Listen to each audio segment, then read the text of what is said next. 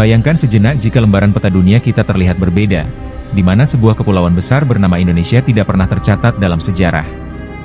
Bagaimanakah pengaruhnya terhadap keseimbangan global, baik dari segi geografis, ekonomi, maupun sosial budaya? Dalam narasi ini, kita akan menyelami secara mendalam tentang implikasi menghilangnya Indonesia, dan mengungkap pentingnya kontribusi negara ini bagi skenario global. Kita akan melewati fakta dan analisis yang bukan hanya mengejutkan, tetapi juga memberikan perspektif baru tentang peran vital yang dimainkan oleh Indonesia, baik orang-orangnya dan kebudayaannya, maupun tempat atau kepulauannya. Saya yakin ini akan mengubah cara pandang kalian tentang negeri kepulauan yang kaya ini. Seruput kopinya, mari kita mulai.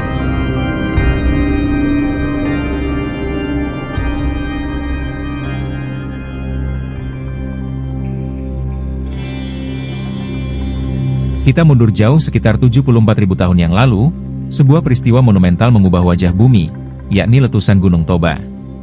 Ini bukan hanya sekadar letusan gunung berapi, melainkan sebuah megakolosal yang memuntahkan sekitar 2.800 km kubik material vulkanik ke atmosfer. Efeknya tidak hanya terbatas pada lingkungan sekitar, tetapi juga membentang luas hingga ke India, dengan abu vulkanik yang menyebar menutupi bumi dari kutub utara hingga kutub selatan.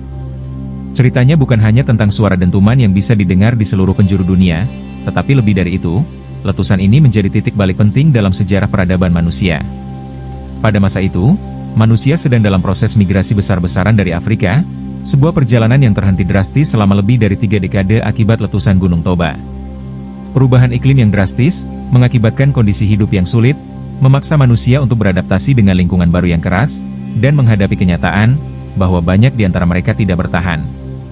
Ini bukan hanya tentang perubahan iklim semata, melainkan tentang bagaimana satu peristiwa alam dapat memaksa sebuah spesies untuk mengubah cara hidupnya secara radikal.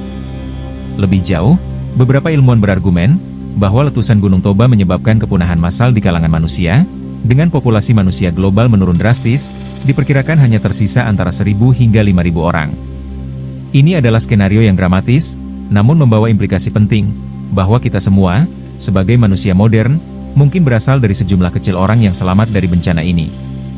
Jika letusan Gunung Toba tidak terjadi, kemungkinan besar komposisi genetik dan keanekaragaman ras manusia hari ini akan jauh berbeda, mungkin bahkan melampaui warna kulit yang kita kenal saat ini.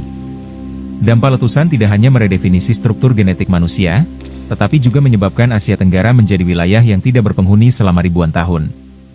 Letusan tersebut, dengan dampak jangka panjangnya, telah memengaruhi migrasi manusia, menunda perjalanan ke berbagai bagian dunia, dan pada akhirnya membentuk pola pemukiman dan peradaban seperti yang kita kenali saat ini. Mengingat skala dan konsekuensi dari letusan Gunung Toba, mudah untuk memahami bahwa tidak ada peristiwa geologis lainnya yang memiliki dampak sebesar ini terhadap evolusi manusia dan distribusi populasi. Jika Indonesia tidak ada, jika tanpa letusan monumental Gunung Toba, tanpa pembentukan kepulauan yang kaya akan keanekaragaman hayati dan budaya ini, dunia kita mungkin akan sangat berbeda.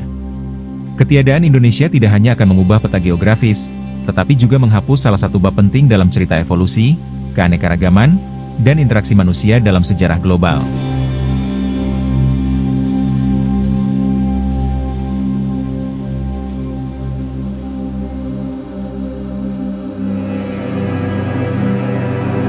Lanjut sekitar 18.000 tahun yang lalu, bumi mengalami salah satu tantangan terbesarnya, yakni zaman es. Periode ini tidak hanya merupakan ujian bagi kelangsungan hidup manusia, tapi juga mendorong evolusi budaya dan peradaban manusia ke tingkat yang belum pernah terjadi sebelumnya. Alasan dibalik terjadinya zaman es ini cukup menarik, khususnya karena kontribusi wilayah yang kini kita kenal sebagai Nusantara. Aktivitas vulkanik dan tektonik di kawasan ini menghasilkan oviolit, sebuah zat yang memiliki kemampuan untuk menyerap karbon dioksida, dan dengan demikian, berkontribusi pada penurunan suhu global. Efek berantai dari penurunan suhu ini adalah terbentuknya lapisan es dan salju yang lebih tebal dan lebih lama bertahan di atmosfer bumi, yang pada akhirnya memicu datangnya zaman es. Dampak dari zaman es ini terhadap manusia dan peradabannya sangat signifikan.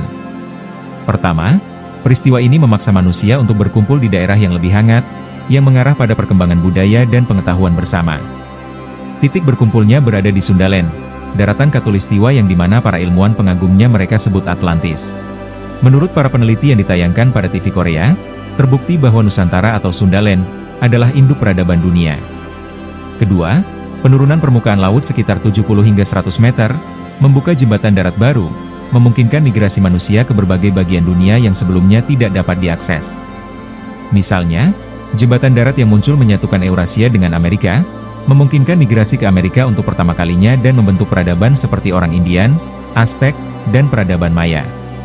Ketiga, kondisi hidup yang keras, memaksa manusia untuk beradaptasi dengan cara yang belum pernah terlihat sebelumnya, mendorong inovasi dan pengembangan alat serta metode bertahan hidup yang baru. Ini menandai era baru dalam perkembangan budaya dan teknologi manusia. Tanpa aktivitas vulkanik dan tektonik yang khas dari wilayah Nusantara, mungkin tidak akan ada penyerapan karbon dioksida yang cukup untuk memicu penurunan suhu global yang signifikan. Tanpa adanya zaman es, jembatan darat yang memungkinkan migrasi manusia ke seluruh dunia, mungkin tidak pernah terbentuk. Dengan demikian, distribusi populasi manusia dan perkembangan berbagai peradaban di seluruh dunia, mungkin akan sangat berbeda. Tanpa kontribusi geologis dari Indonesia, sejarah manusia mungkin telah mengambil arah yang sangat berbeda, menunjukkan lagi betapa pentingnya kepulauan ini tidak hanya bagi sejarah regional, tetapi juga bagi narasi global manusia dan peradabannya.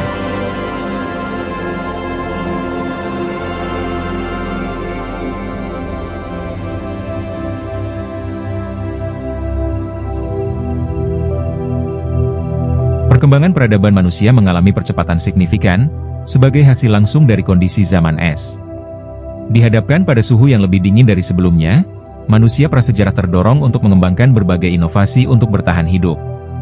Salah satu perkembangan paling mendasar adalah pembuatan pakaian. Zaman es memaksa manusia untuk menciptakan pakaian dari kulit hewan untuk menjaga kehangatan tubuh, memicu perkembangan jarum jahit yang dibuat dari tulang atau tanduk hewan, yang merupakan penemuan signifikan pada waktu itu. Selain pakaian, kebutuhan untuk bertahan hidup dalam kondisi dingin, memacu inovasi dalam pembuatan alat. Alat serpi batu yang lebih efisien dan efektif diciptakan, untuk membantu dalam berburu dan mengolah makanan. Manusia juga memperbaiki teknik pembuatan api, yang menjadi kritis, untuk pemanasan dan memasak. Berburu hewan besar tidak hanya untuk daging, tapi juga untuk lemak dan kulitnya, yang esensial untuk isolasi termal dan menjadi kebiasaan. Namun, intensifikasi perburuan ini juga mengakibatkan kepunahan banyak spesies hewan besar, yang menunjukkan dampak signifikan manusia terhadap ekosistem sekitar. Menariknya, zaman es juga dianggap sebagai faktor yang menyebabkan kepunahan beberapa spesies manusia, seperti manusia kerdil Homo floresiensis. Jika zaman es tidak terjadi, mungkin saja beberapa spesies manusia purba ini masih bertahan hingga hari ini, memberikan wajah yang sangat berbeda pada keragaman biologis dan budaya manusia modern. Perubahan iklim yang dihasilkan dari berakhirnya zaman es, memicu pergeseran besar dalam distribusi peradaban manusia. Ketika suhu global mulai meningkat, manusia mulai bermigrasi dari wilayah yang sebelumnya tidak dapat dihuni, ke wilayah yang lebih hangat dan lebih subur, yaitu di Sundaland ini. Hal ini menyebabkan pusat-pusat peradaban bergeser ke daerah tropis, di mana kondisi lebih mendukung, untuk pertanian dan permukiman permanen. Jadi, tanpa peran Kepulauan Nusantara dalam mempengaruhi kondisi iklim global, mungkin saja pergeseran signifikan dalam perilaku dan budaya manusia yang kita kenal, tidak akan terjadi. Indonesia dengan posisi geografis dan kontribusi geologisnya, telah memainkan peran yang tidak dapat diabaikan dalam skenario global perubahan iklim dan pergeseran peradaban manusia. Sejak awal berakhirnya zaman es, teknologi pelayaran telah menjadi bagian integral dari peradaban manusia, terutama di wilayah Nusantara, yang dikenal karena kekayaan dan keragaman budaya maritimnya. Dalam menghadapi kondisi alam yang unik, dari daratan luas berubah menjadi gugusan kepulauan, masyarakat Nusantara terdorong untuk mengembangkan kemampuan bahari yang luar biasa. Kondisi geografis ini mendorong inovasi dan adaptasi, mirip dengan bagaimana iklim panas di wilayah lain mempengaruhi pakaian dan adat kebudayaannya. Ketergantungan pada laut untuk transportasi dan perdagangan, memacu perkembangan teknologi pelayaran yang canggih. Suku-suku di Nusantara, seperti suku Bajo yang dikenal dengan kemampuan berenang dan menyelamnya yang luar biasa, menunjukkan bagaimana adaptasi lingkungan dapat membentuk kemampuan fisik dan budaya suatu kelompok. Suku Bajo misalnya, telah mengembangkan kemampuan untuk menahan napas lebih lama di bawah air, di mana media-media sering menjuluki mereka sebagai Aquaman di dunia nyata. Peran Nusantara dalam sejarah pelayaran global, juga sangat signifikan. Jika Eropa mengenal Viking sebagai pelaut legendaris, di sini orang Nusantara lah yang disebut Vikingnya Asia. Orang Austronesia, yang merupakan nenek moyang sebagian besar masyarakat di wilayah Nusantara, merupakan salah satu kelompok penjelajah dan pelaut terhebat dalam sejarah, yang bahkan mengalahkan kehebatan Viking untuk segi cakupan wilayah dan teknologi kapal. Mereka menyebar dari Madagaskar hingga Hawaii, membawa serta budaya dan teknologi mereka, termasuk pembuatan kapal. Kapal pinisi contohnya, menunjukkan keahlian pembuatan kapal yang canggih, yang kemudian mempengaruhi desain kapal di seluruh dunia. Kontribusi ini menunjukkan bahwa Nusantara bukan hanya sekadar penyebar budaya, tetapi juga inventor dan inovator dalam teknologi maritim. Kapal-kapal besar yang mereka bangun, dilengkapi dengan kemudi ganda dan layar tanja yang memungkinkan navigasi lintas samudra, adalah bukti kemampuan mereka yang luar biasa dalam pembuatan kapal dan pelayaran. Jika Indonesia tidak ada, dunia mungkin akan kehilangan bagian penting dari sejarah maritim global. Kemampuan berlayar ini, yang dikembangkan ribuan tahun sebelum era globalisasi yang kita kenal sekarang, telah memungkinkan orang-orang Nusantara untuk menjadi pelopor dalam interaksi antar budaya dan perdagangan maritim. Melalui jalur-jalur laut yang mereka buka, mereka memfasilitasi pertukaran ide, barang, dan teknologi antara berbagai peradaban di Asia dan di luar Asia. Hal ini membuktikan bahwa globalisasi maritim yang dikatalisasi oleh masyarakat Nusantara adalah salah satu bentuk globalisasi pertama di dunia, jauh sebelum konsep ini populer dalam konteks jalur sutra, atau globalisasi modern. Kita mungkin tidak akan melihat penyebaran Austronesia yang luas, atau pengaruh budaya Nusantara yang kaya pada banyak aspek kehidupan global, dari kuliner hingga teknologi. Kehilangan ini akan mengubah sejarah dunia secara drastis, menandakan betapa pentingnya Indonesia dan warisan maritimnya dalam membentuk dunia seperti yang kita kenal saat ini.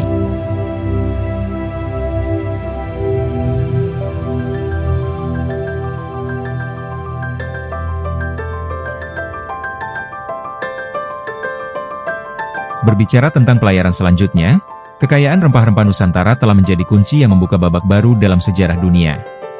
Ketertarikan Eropa terhadap rempah-rempah seperti pala, cengkeh, dan lada, bukan hanya tentang memperkaya rasa makanan, tetapi juga karena khasiat pengawetannya, yang penting untuk era sebelum penemuan alat pendingin.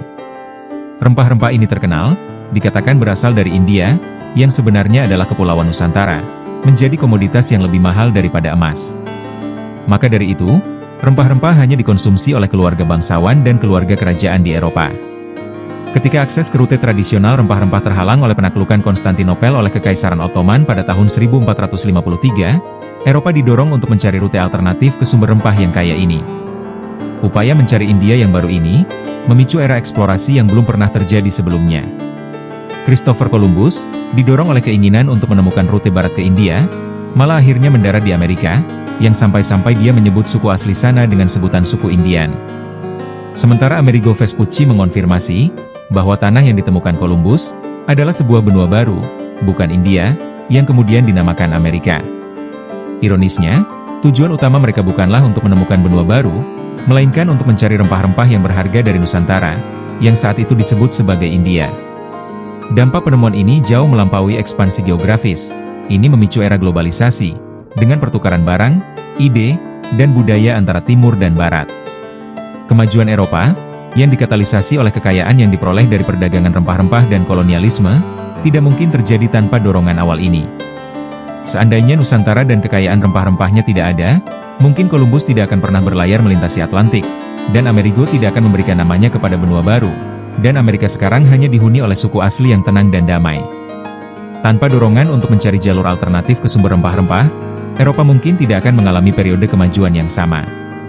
Mungkin, sejarah dunia akan berbeda secara signifikan, dengan kekuatan seperti Cina, India, Turki, atau bahkan Nusantara lah yang mendominasi panggung global.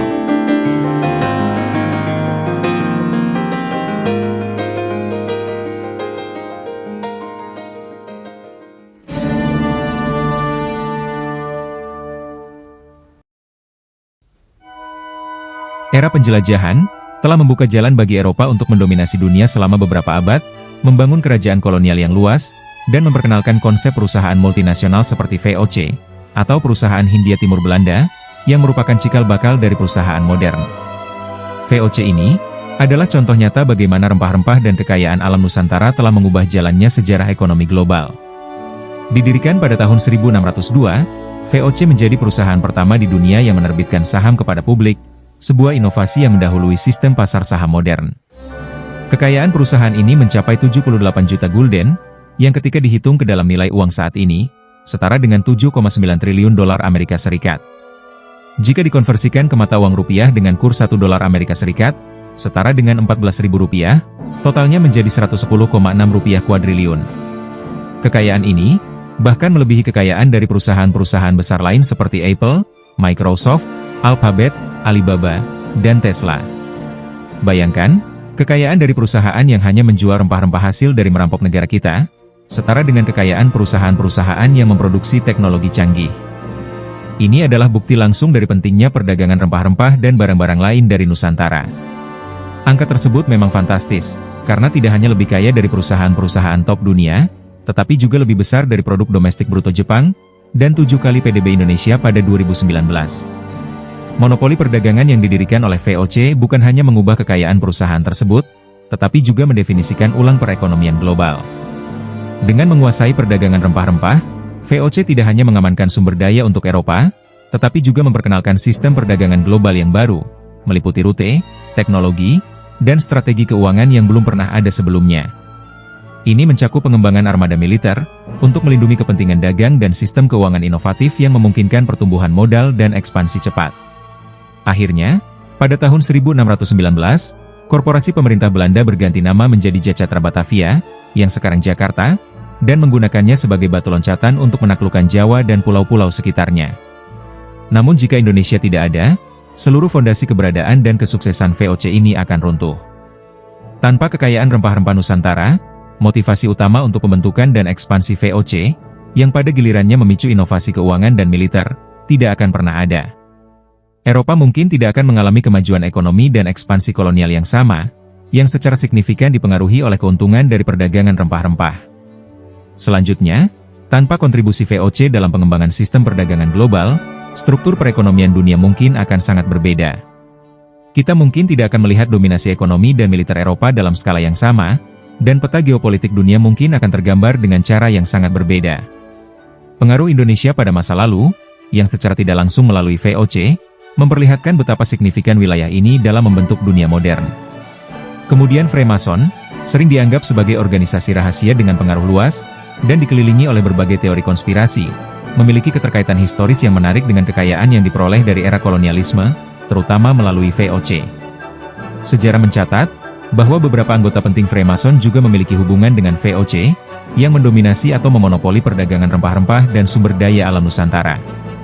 Kekuatan dan kekayaan yang diperoleh melalui eksploitasi kolonial ini tidak hanya mengubah nasib kerajaan Belanda, tetapi juga memberikan dasar ekonomi yang kuat bagi anggota Freemason yang terlibat.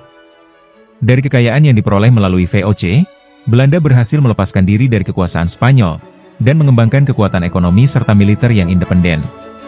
Tanpa sumber daya dari Nusantara, kemungkinan besar Belanda akan tetap menjadi provinsi Spanyol yang terpinggirkan, dan tidak akan pernah mencapai status kekuatan maritim global yang kemudian mereka nikmati. Ini secara langsung memengaruhi status dan kekuasaan Freemason dalam masyarakat Eropa, karena banyak anggotanya yang menikmati keuntungan dari hubungan ini. Tanpa sumber daya dan kekayaan dari Nusantara, kemajuan ekonomi dan politik Belanda, serta pengaruh Freemason, akan sangat berkurang atau mungkin tidak akan pernah tercapai. Belanda mungkin akan tetap miskin, atau setidaknya tidak akan sebesar sekarang ini tanpa kolonialisme di Indonesia. Dampak kolonialisme ini tidak hanya mengubah nasib Belanda, tetapi juga memengaruhi keseimbangan kekuatan global. Kolonialisme memberi Belanda posisi strategis dalam politik dunia dan membantu mempertahankan imperiumnya, termasuk posisi penting dalam hubungan internasional, dan sebagai salah satu penyelamat dari Imperium Britania Raya.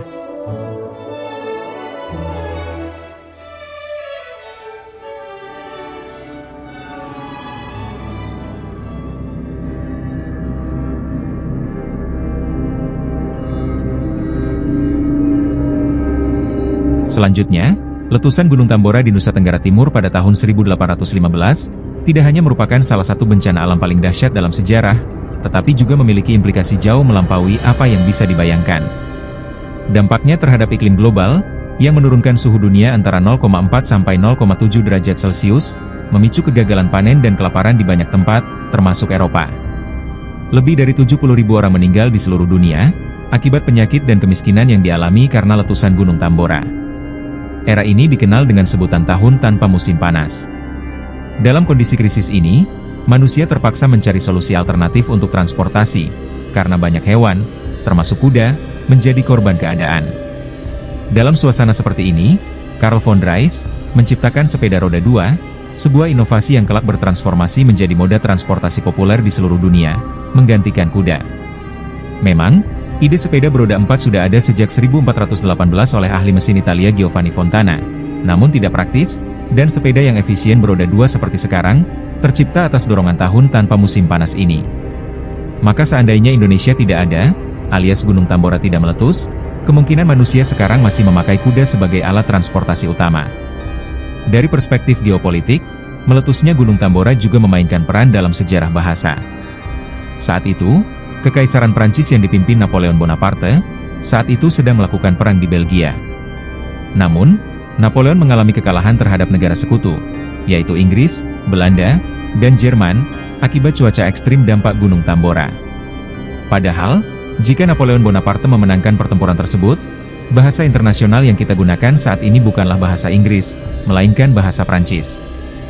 Jika Indonesia tidak ada, yang berarti tidak adanya letusan Gunung Tambora, dunia tidak akan ada tahun tanpa musim panas yang memicu penemuan sepeda, dan bahasa Inggris mungkin tidak akan menjadi bahasa internasional seperti sekarang, mengingat peran penting yang dimainkan oleh kekalahan Napoleon.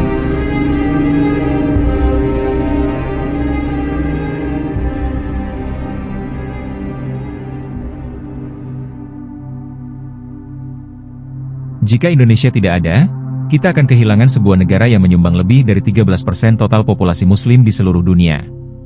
Dengan populasi muslim Indonesia yang mencapai 86,7% dari total nasional, atau sekitar 240,62 juta jiwa pada tahun 2023, ketidakhadiran Indonesia akan sangat mengubah komposisi demografis dan kebudayaan agama di seluruh dunia.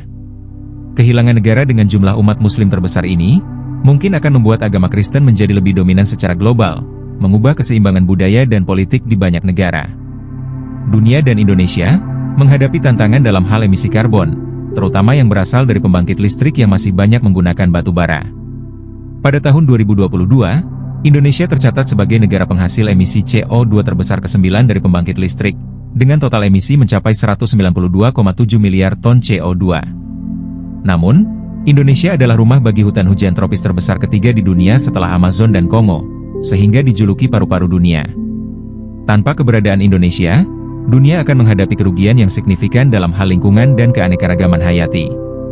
Sebagai negara dengan hutan hujan tropis terbesar ketiga di dunia, Indonesia memainkan peran penting dalam menyerap karbon dioksida dari atmosfer.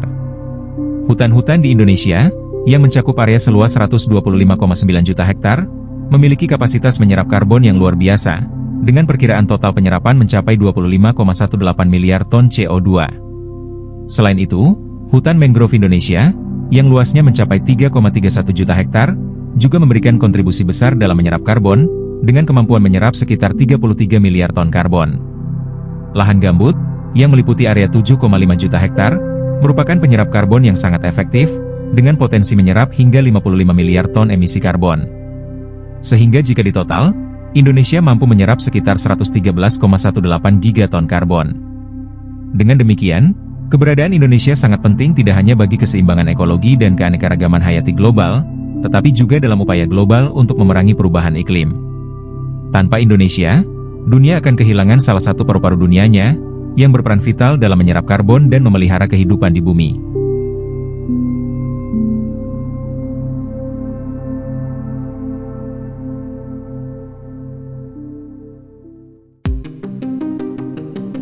Kemudian, ketergantungan dunia pada batu bara sebagai sumber energi utama masih sangat tinggi, meskipun ada inisiatif global untuk beralih ke energi yang lebih bersih. China, India, dan Indonesia adalah pemain utama dalam produksi batu bara global, dengan China memimpin produksi dengan jumlah yang signifikan, diikuti oleh India dan Indonesia. Sebagai negara penghasil batu bara terbesar ketiga di dunia, dengan volume produksi mencapai 725 juta ton atau 8,3% dari total produksi global pada tahun 2023, peran Indonesia tidak bisa dianggap remeh. Walaupun bukan penghasil batu bara terbesar di dunia, lebih jauh lagi, Indonesia mendominasi pasar ekspor batu bara, dengan menjadi negara eksportir terbesar pertama di dunia, yang mengekspor sekitar 76% dari total produksinya, atau sekitar 473 juta ton pada tahun 2022. Dengan dominasi pasar ekspor yang dimiliki Indonesia, negara ini memegang peranan penting dalam pasokan batu bara global, terutama untuk batu bara termal atau lignit, yang banyak digunakan sebagai sumber energi pembangkit listrik. Kehilangan Indonesia sebagai eksportir batu bara terbesar, berpotensi mengakibatkan kekurangan pasokan batu bara di banyak negara, yang akan menyebabkan beberapa negara menghadapi risiko kekurangan energi, bahkan mungkin mengalami pemadaman listrik atau gelap gulita, terutama bagi negara-negara yang sangat bergantung pada impor batubara untuk kebutuhan energi mereka.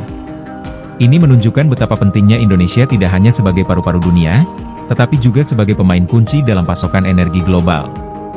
Indonesia tidak hanya krusial dalam pasar batubara global, tetapi juga memegang peranan penting dalam pasokan nikel, mineral yang menjadi tulang punggung industri baterai dan teknologi hijau. Nikel adalah harta karun milik Indonesia yang sebenarnya.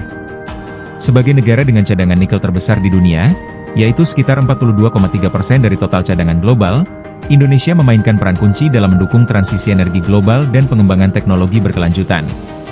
Pada tahun 2023, dengan perkiraan volume produksi 1,8 juta metrik ton, Indonesia menyumbang sekitar 50% dari total produksi nikel global. Hal ini tidak hanya menegaskan posisi Indonesia sebagai pemain dominan di pasar nikel, tetapi juga menggarisbawahi pentingnya Indonesia dalam mendukung industri teknologi hijau yang sedang berkembang, khususnya dalam produksi kendaraan listrik dan penyimpanan energi. Maka dari itu tidak heran, jika Indonesia digugat Eropa dan dikritik IMF, ketika ada kebijakan Indonesia untuk menghentikan ekspor biji nikel sejak 2020 lalu. Selain nikel, Indonesia juga memiliki peranan penting dalam produksi komoditas global lainnya, seperti timah, yang menempati posisi kedua di dunia dengan produksi keseluruhan mencapai 40% di dunia. Lalu emas, yang menempati posisi ke-10 untuk pencadangan, dan ke-7 untuk produksi. Nikel sudah growing. Kita sudah ada puluhan smelter yang mengolah nikel tersebut. Indonesia kemungkinan akan digugat kembali di WTO, menyusul adanya kebijakan hilirisasi komoditas melalui larangan ekspor mineral mentah lainnya, seperti konsentrat tembaga, bauksit, timah, dan lain sebagainya. Kemudian kekurangan sawit dunia akan menimbulkan dampak signifikan pada pasar global, mengingat Indonesia adalah produsen minyak sawit terbesar di dunia. Minyak sawit digunakan dalam berbagai produk, mulai dari makanan hingga kosmetik, dan bahan bakar biodiesel. Hilangnya Indonesia dari peta global, berarti hilangnya sumber utama minyak sawit yang akan mengganggu industri dan pasar di seluruh dunia, menimbulkan kenaikan harga dan kekurangan pasokan di banyak sektor. Jika Indonesia tidak ada, maka dunia akan kehilangan penyedia kunci untuk sejumlah sumber daya alam penting. Kehilangan Indonesia akan menjadi pengingat yang menyakitkan, tentang betapa dunia saling terhubung dan bergantung pada satu sama lain, dan betapa pentingnya setiap negara, terutama mereka yang kaya akan sumber daya alam, dalam membangun masa depan yang lebih berkelanjutan dan adil. Jadi, Indonesia memiliki beragam sumber daya alam yang melimpah, anugerah dari Tuhan Yang Maha Esa. Sekarang, kita tinggal membenahi manusianya, agar bertanggung jawab dalam pengelolaannya, dan dapat memberikan manfaat maksimal bagi masyarakat. Sekian materi kali ini, semoga bermanfaat. Terima kasih sahabat cerdas kisah trending telah menyimak, jangan lupa share dan subscribe.